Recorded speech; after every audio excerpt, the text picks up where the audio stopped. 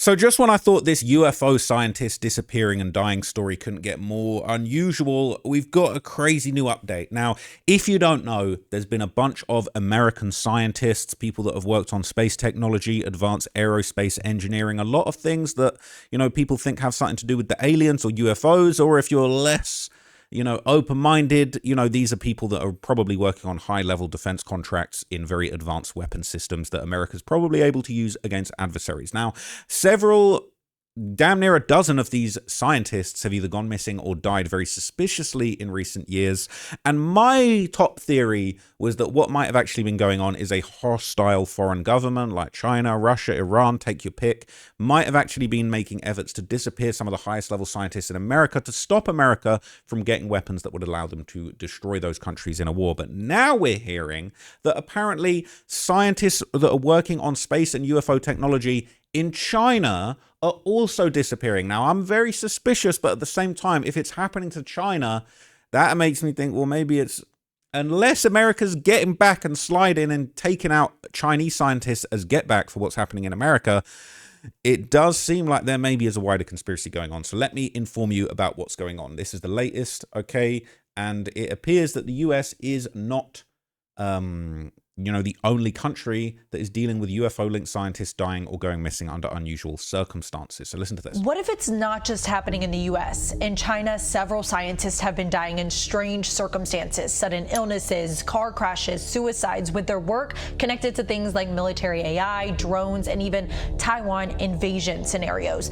In one scientist obituary on a state-run website, it reportedly described his death as a sacrifice. China is typically tight-lipped about national security, government, and of course they control the media there.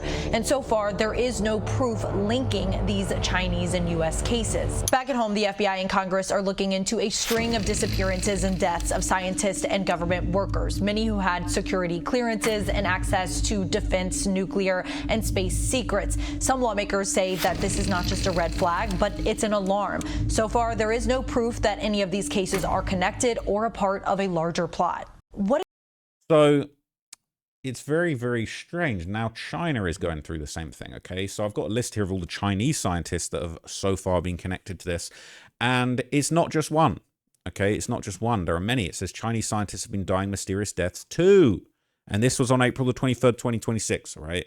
Ironically, that's a date you might be familiar with if you've been watching my videos about the David case. But anyway, it says the star of China's booming artificial intelligence defense sector had been working on Taiwan invasion scenarios until he died in an unexplained car crash in the early hours of the morning in Beijing, just aged 38.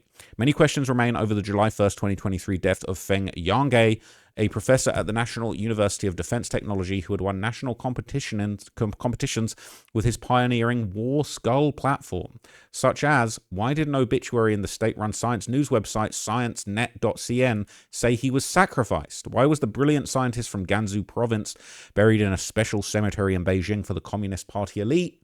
Heroes from the state and revolutionary martyrs. It's very suspect. Why? Why was this scientist buried alongside the elite in the government? Well, it's interesting. It says, yet as in the US, Feng's death was just one of many unexplained deaths of top-flight scientists working in ultra-sensitive fields, such as military AI, hypersonic weapons, and space defense, according to reports in Chinese and overseas Chinese media.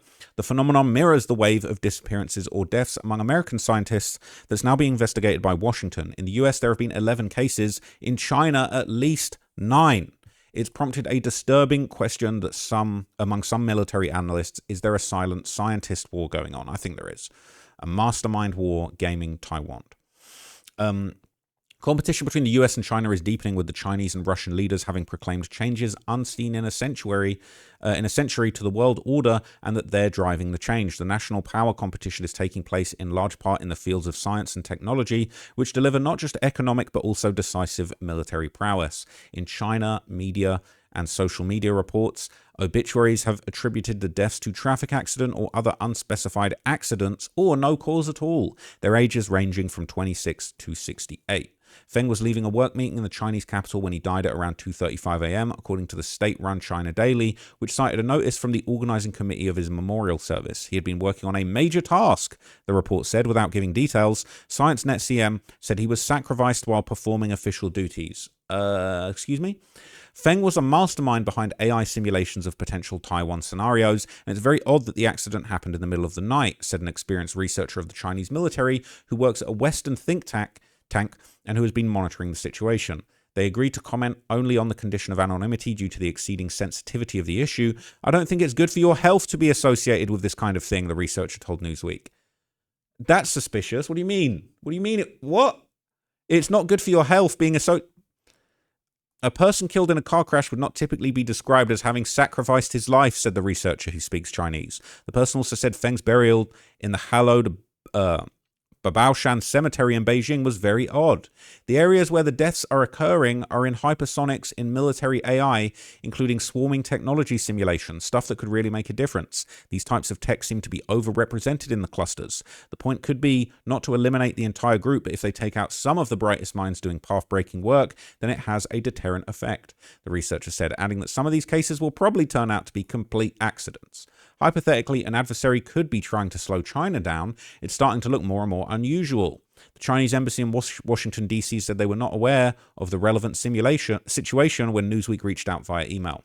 What I want to stress is that China has always been committed to promoting scientific and technological process through cooperation and healthy competition, a spokesman for the embassy's Information and Public Affairs section said.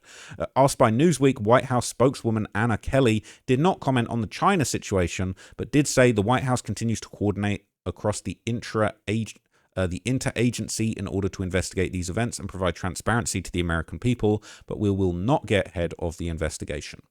Big missiles there. Outlandish, but not impossible. It seems outlandish, but scientists have always been a political target too. An unknown number of Iranian nuclear scientists have been assassinated. We know why we'd do that. Allegedly by Israel as it sought to slow Iran's progress to becoming a nuclear-armed state. More died in Israeli and US bombing strikes in June 2025. There is no evidence that the US, China, or Russia are engaged in cutthroat scientist assassination campaigns or that they've been targeted by other hostile states, but the stakes couldn't be higher. There's no evidence, but suspicions remain. Chinese language media tracking the untimely or unexplained deaths frequently hint at their suspicions with headlines like 8 top scientists mysteriously die.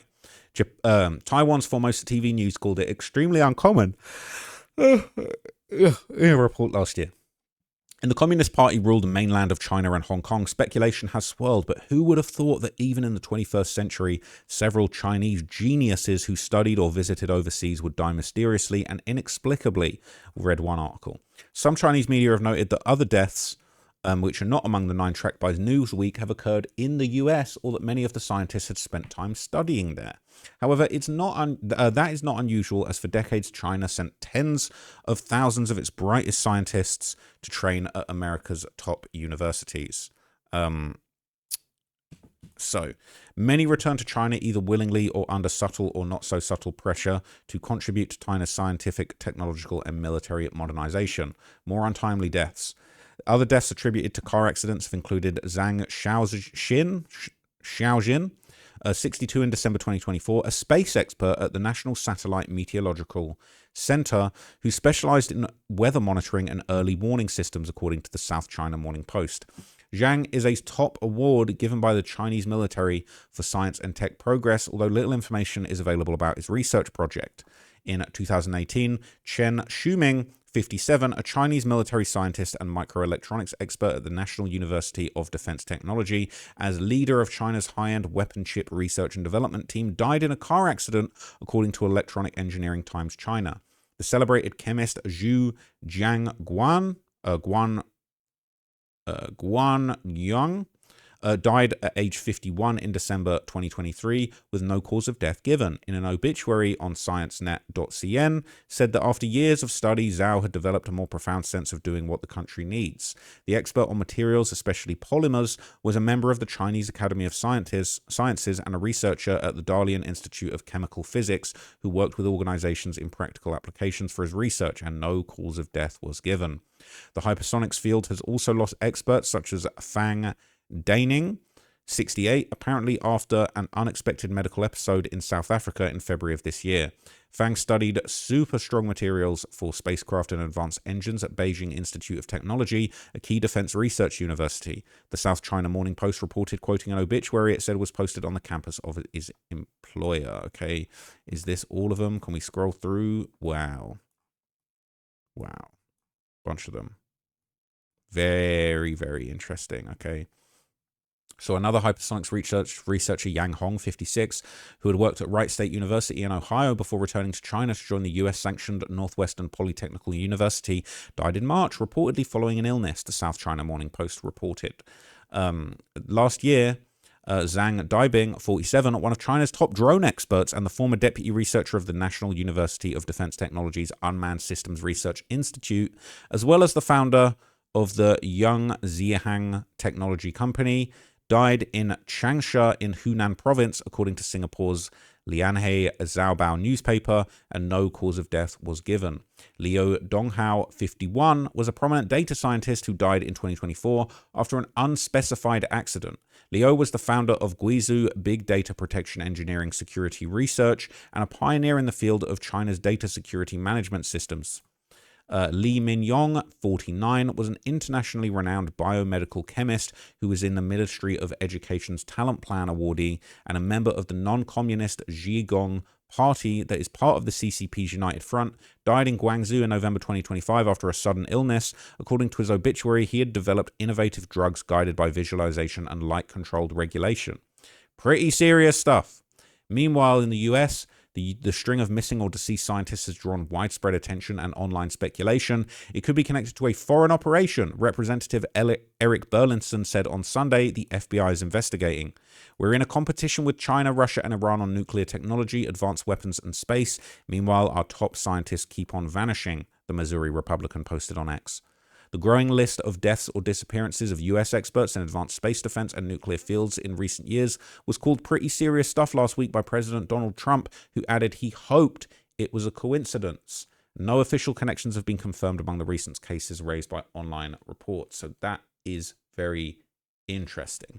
So there is another strange death related to a US Air Force intelligence officer named Matthew Sullivan, and this has been covered in depth by the Sentinel Network, who was one of the first sources of information when it came to these UFO expert disappearances, and this has been an excellent resource for anybody that wants to keep up with this. These guys were reporting this first before anyone. Okay, so this is an article. It says the witness, a UFO whistleblower, was scheduled to testify to Congress. 2 weeks later, he was dead. He's the 6th documented name tied to Wright-Patterson. He predates every other case in our attribution pattern. The ICIG found his case credible and urgent, but the FBI has not acted. Right, so let's get into it, okay? Let's get into it. The latest disappearance, the latest death, and apparently this one predates all the others. It says, before a sitting United States congressman named Matthew Sullivan on Fox News on Friday, the only public record that he had ever lived was a 5-paragraph obituary at a Falls Church funeral home. No newspaper reported his death. No military publication carried his decoration. His alma mater's alumni magazine did not list him in memoriam. His fraternity's national publication did not list him in memoriam. Not the Washington Post, not the Falls Church News Press, not the Air Force Times, not the Military Times, not Stars and Stripes, not the Boston Globe, not the Patriot Ledger in Massachusetts town where his parents still live. None of those. Okay, he was a ghost. I do find it really disturbing because he got all these people that are supposed to be big, high flyers, big dogs, and it just seems like they just disappear. They just check out, and then everyone moves on like it never happened. It's really, really bizarre. So as it goes on, it says on May 22nd, 2024, he was buried at the Quantico National Cemetery. He was 39 years old. He had a Bronze Star for Valor in Afghanistan, and by the account of a sitting member of Congress, he had been scheduled to testify about unidentified aerial phenomena, UAPs, but he didn't live to testify. On Friday afternoon on Fox News, Representative Eric Burlinson gave him a name. Here's what Burlinson said verbatim on Fox News. He said, last year we sent a letter to the FBI about a gentleman named Matthew Sullivan. He was scheduled to come in for an interview. Within 2 weeks, he had suspiciously ended things. The report was referred to the Office of the Inspector General. They deemed it credible and urgent, and they then referred it to the FBI. 4 facts are asserted on the record by a sitting member of the House UAP caucus. Matthew Sullivan was a UFO whistleblower. He was scheduled for a congressional interview. He died within 2 weeks of being scheduled, and a report tied to his case was assessed by the Intelligence Community Inspector General as credible and urgent and referred to the FBI.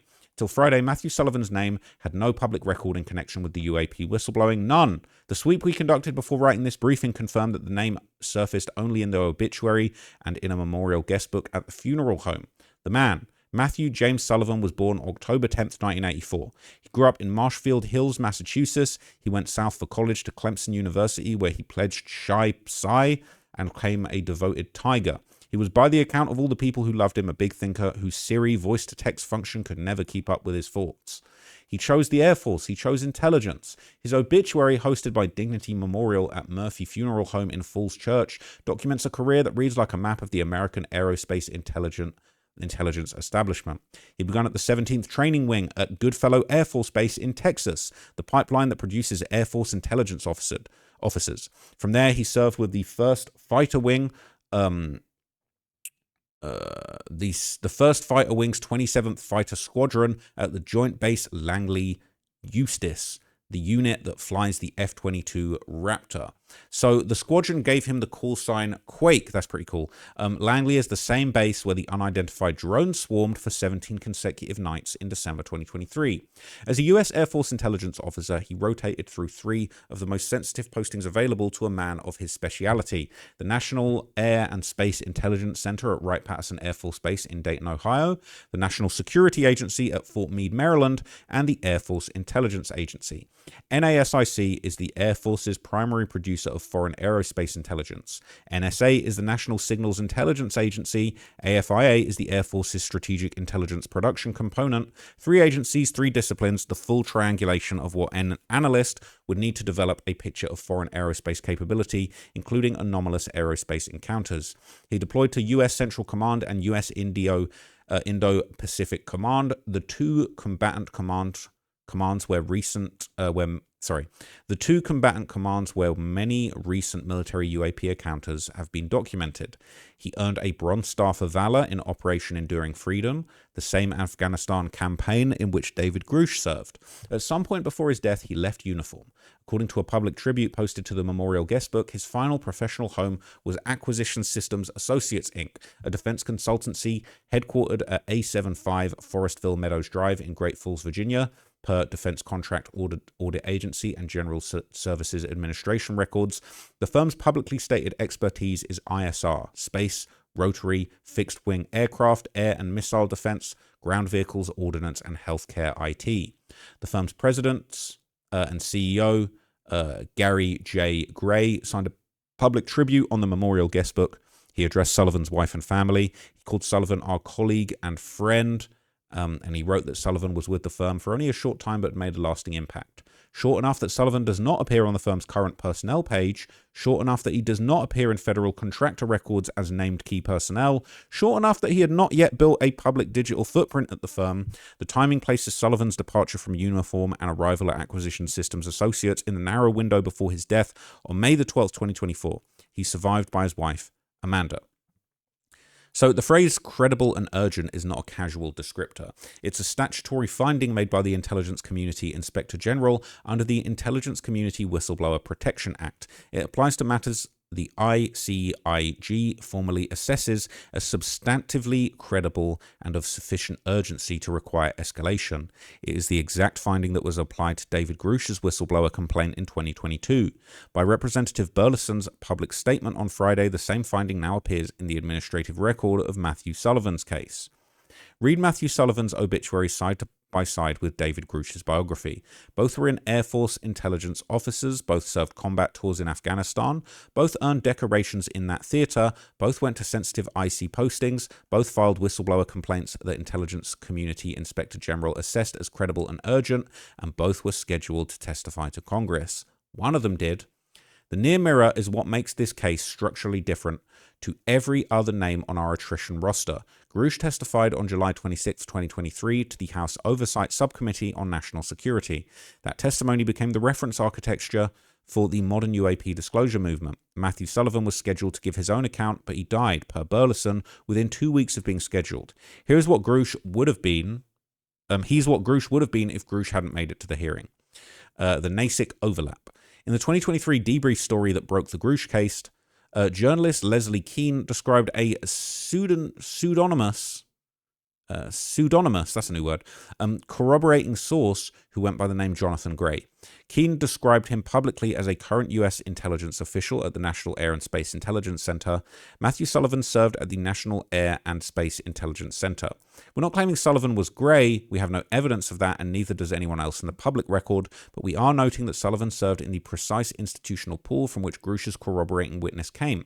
A separate clarification, because the historical record matters. In August 2023, Grusch publicly referenced a close friend who had served at Air Force Special Operations Command and died by his own decision years earlier.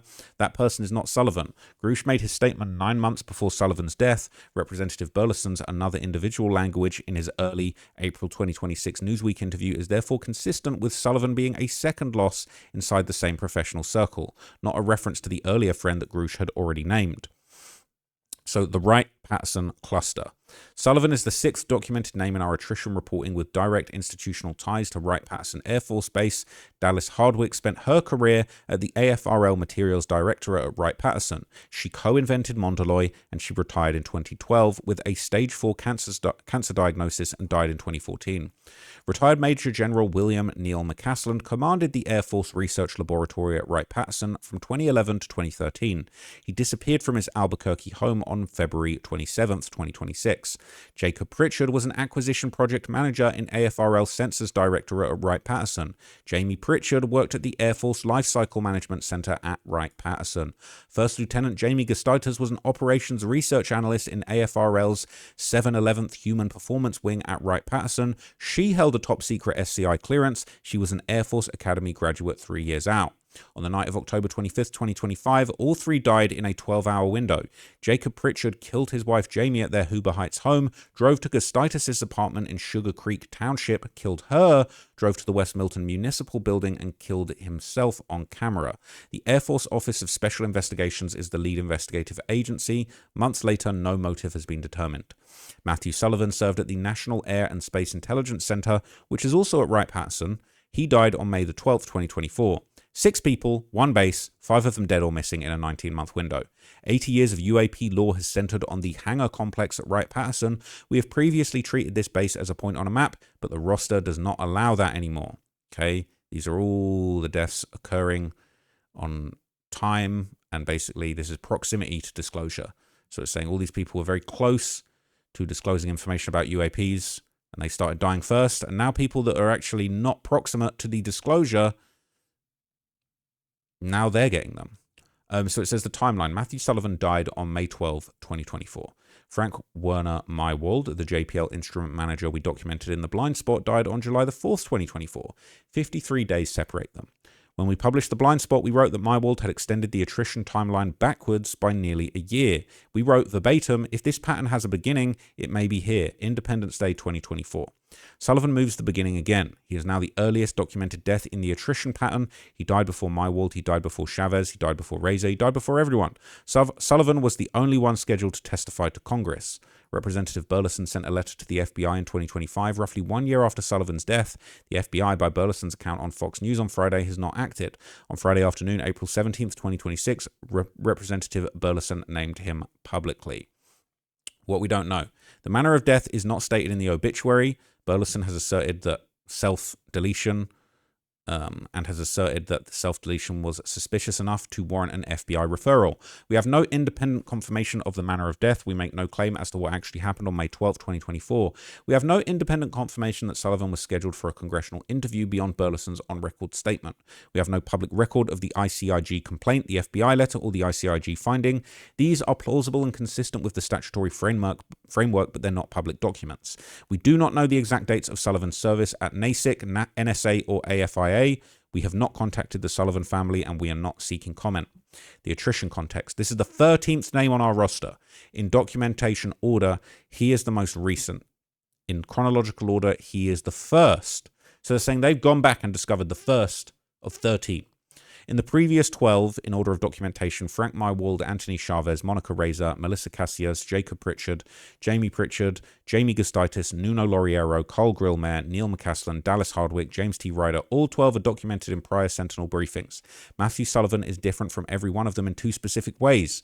First, For the previous 12, our evidence of institutional significance has been circumstantial. We inferred UAP adjacency from field of work, employer, security clearance, or public statements by colleagues. But for Matthew Sullivan, the UAP whistleblower status is asserted on the congressional record by a member of the UAP caucus. The institutional connection to Grush is asserted on the congressional record by the same member. The Intelligence Community Inspector General's credible and urgent finding on his case is asserted in the constitutional record by the same member. This is not our inference. This is a sitting congressman's public statement. Second, he predates every other documented name in the attrition pattern. The timeline that opens with his May 12, 2024 death is the fully documented arc. Every institutional analysis, every geographical cluster, every pattern we have published now has a new starting point, and that starting point is a man who had been assessed by the ICIG as having something credible and urgent to say to Congress. Okay. Spooky. So it says Matthew Sullivan had something credible and urgent to tell Congress, but he didn't live to tell it. His name is now on the record. Keep looking up. So look, right? They're saying could be a whole bunch of Chinese scientists that are dying and going missing about this, and they're saying that they've now found the first of all the 12 that we already had. There's one that was before all of them, and this guy was scheduled to testify about them UFOs. Take that how you will, okay? A lot of people saying this is a conspiracy theory, this is a nonsense. I can't say definitively what this is yet, but I'm following it with interest, just like all of the other media, and I do think something very, very suspicious is going on. And now come to find out it's going on in China. Is that get back? Or is that whatever's going on doesn't know any borders? I don't know. But let me know what you guys think below. I'm going to keep covering this story because I personally find it really interesting. I know you guys do find it interesting too. So yeah, let me know what you thought of that one, and I'll catch you guys in the next video. But for now,